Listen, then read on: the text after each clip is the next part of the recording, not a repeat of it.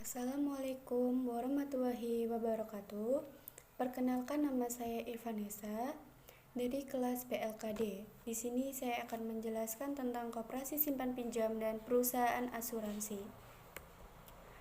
Yang pertama ada koperasi simpan pinjam. Pengertian koperasi adalah lembaga keuangan bukan bank yang berbentuk koperasi dengan kegiatan usaha menerima simpanan dan memberikan pinjaman uang kepada para anggota dengan bunga yang paling rendah. Selanjutnya, jenis koperasi simpan pinjam. Pada jenis koperasi simpan pinjam itu yang pertama ada koperasi pasar. Koperasi ini akan ditemukan di pasar-pasar yang berada di Indonesia. Koperasi ini ditunjukkan kepada para pedagang kuli, panggul, dan lain-lain. Yang kedua ada koperasi unit desa atau KUD. Koperasi ini akan kita temukan di sekitar desa-desa dan kebersamaan adalah nilai yang mereka anut dalam koperasi ini. Sedangkan tujuannya adalah agar segala keperluan yang mencakup bahan-bahan pertanian hingga simpan pinjam dapat dilayani dan terpenuhi. Yang ketiga, ada koperasi serba usaha atau KSU. Koperasi ini bisa ada di wilayah pedesaan maupun perkotaan. Tujuan daripada koperasi ini adalah membantu para anggota dalam hal permodalan dan pengembangan usaha yang dimilikinya. Selanjutnya, fungsi koperasi. Fungsi koperasi ada dengan fungsi simpanan dan fungsi pinjaman. Peran dan fungsi simpanan di antaranya yaitu 1. Menimbulkan keinginan untuk menabung uang pada para anggota. 2. Seluruh uang simpanan di koperasi bisa diambil seluruhnya saat ingin berhenti menjadi anggota. 3. Berfungsi agar uang yang disimpan bisa lebih aman, terjamin, dan produktif.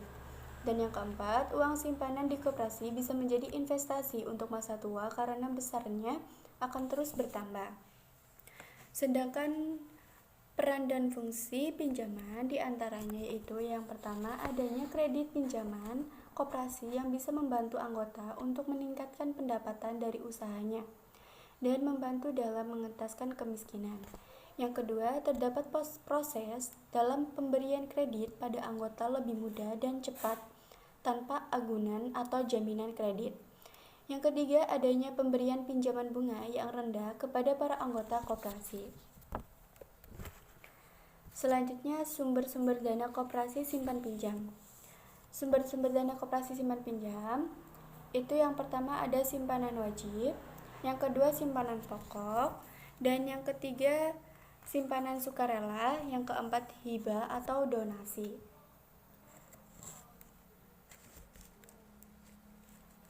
Selanjutnya, perusahaan asuransi. Pada perusahaan asuransi, yang pertama ada pengertian asuransi.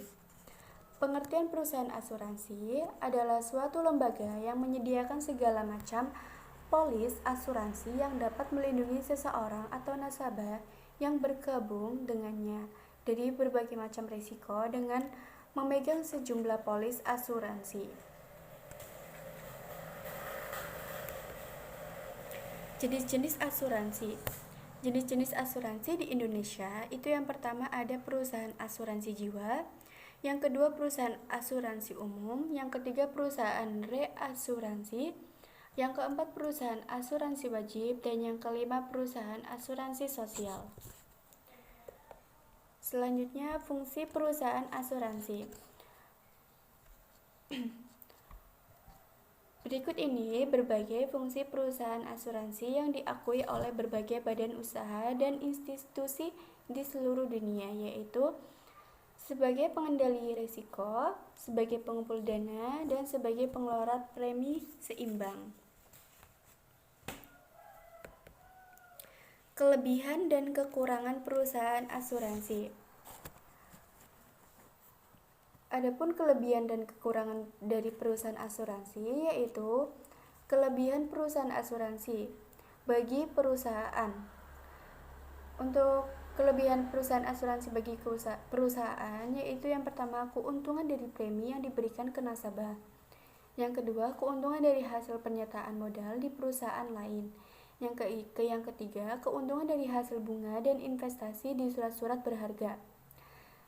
Sedangkan bagi nasabah, yaitu yang pertama memberikan rasa aman, yang kedua merupakan simpanan yang pada saat jatuh tempo dapat ditarik kembali. Yang ketiga, terhindar dari risiko kerugian atau kehilangan. Yang keempat, memperoleh penghasilan di masa yang akan datang. Dan yang kelima, memperoleh penggantian akibat kerusakan atau kehilangan. Sedangkan kekurangan perusahaan asuransi. Kekurangan pada perusahaan asuransi yaitu yang pertama, lingkup penanggulangan risiko terbatas. Potensi kerugian yang ditanggung perusahaan asuransi sangat terbatas pada risiko-risiko yang dapat diukur nilai ekonomisnya. Yang kedua, pada beberapa asuransi premi yang kita bayarkan akan hangus bila tidak terjadi klaim sampai jangka waktu asuransi habis. Ini yang seringkali membuat orang enggan berasuransi. Selanjutnya, prinsip-prinsip asuransi. Prinsip-prinsip asuransi itu yang pertama ada insurable interest, dua utmost good faith, yang ketiga proximate cause, yang keempat indemnity, yang kelima subrogation, yang keenam contribution.